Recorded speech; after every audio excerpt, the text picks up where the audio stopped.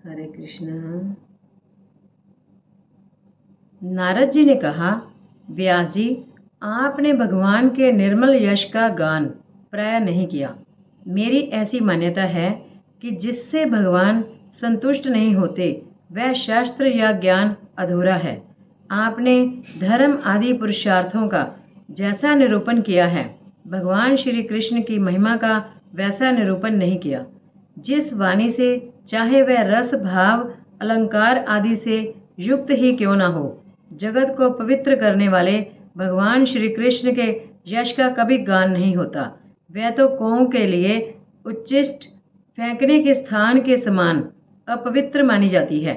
मानसरोवर के कमनीय कमल वन में विहरने वाले हंसों की भांति ब्रह्मधाम में विहार करने वाले भगव उच्चार विंदाश्रित परम हंस भक्त कभी उसमें रमन नहीं करते।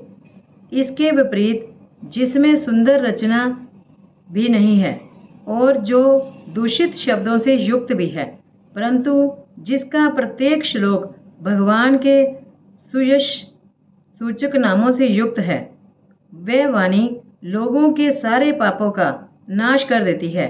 क्योंकि सत्पुरुष ऐसी ही वाणी का श्रवण, गान और कीर्तन किया करते हैं। वह निर्मल ज्ञान भी जो मोक्ष की प्राप्ति का साक्षात साधन है, यदि भगवान की भक्ति से रहित हो तो उसकी उतनी शोभा नहीं होती।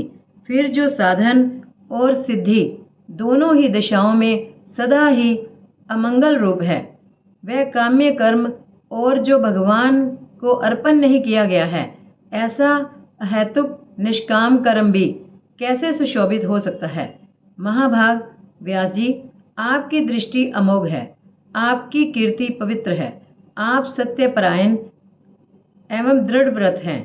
इसलिए अब आप संपूर्ण जीवों को बंधन से मुक्त करने के लिए समाधि के द्वारा अचिंत्य शक्ति भगवान की लीलाओं का स्मरण कीजिए।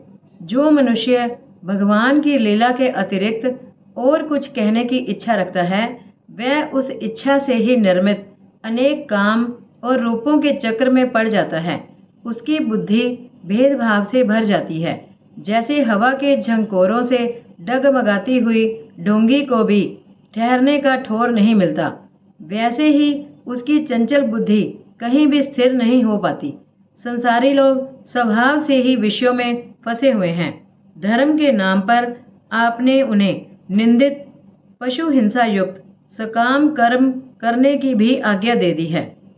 ये बहुत ही उल्टी बात हुई, क्योंकि मूर्ख लोग अपने वचनों से पूर्वोक्त निंदित कर्म को ही धर्म मानकर यही मुख्य धर्म है ऐसा निश्चय करके उसका निषेध करने वाले वचनों को ठीक नहीं मानते। भगवान अनंत है। कोई विचारवान ज्ञानी पुरुष ही संसार की ओर से निवृत्त होकर उनके स्वरूप भूत परमानंद का अनुभव कर सकता है।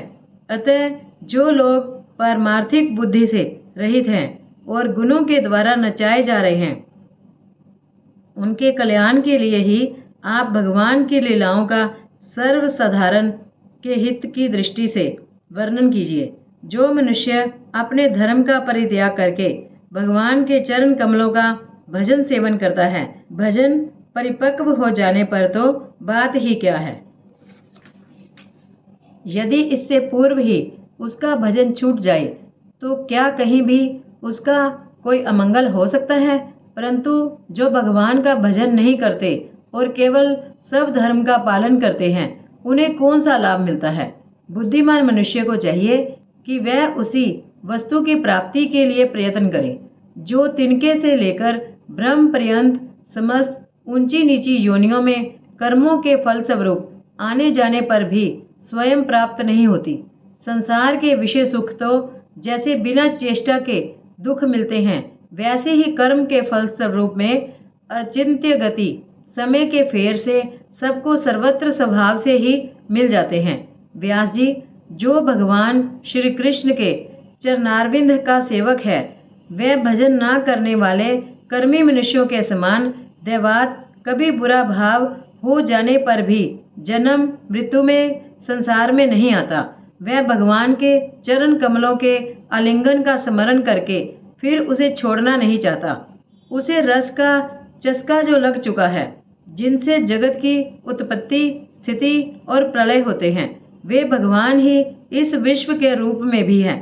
ऐसा होने पर भी वे इससे विलक्षण हैं। इस बात को आप स्वयं जानते हैं, तथापि मैंने आपको संकेत मात्र कर दिया है। व्यास जी, आपकी दृष्टि अमोघ है। आप इस बात को जानिए कि आप पुरुषोत्तम भगवान के कलावतार हैं। आपने अजन्मा होकर भी जगत के कल्याण के लिए जन्म ग्रहण किया है, इसलिए आप विशेष रूप से भगवान की लीलाओं का कीर्तन कीजिए। विद्वानों ने इस बात का निरूपण किया है कि मनुष्य की तपस्या, वेद अध्ययन, यज्ञ अनुष्ठान, स्वाध्याय, ज्ञान और दान का एकमात्र प्रयोजन यही है कि पुण्य कीर्ति श्री कृष्ण के गुणों और लीलाओं का वर्णन किया जाए। हरे कृष्ण।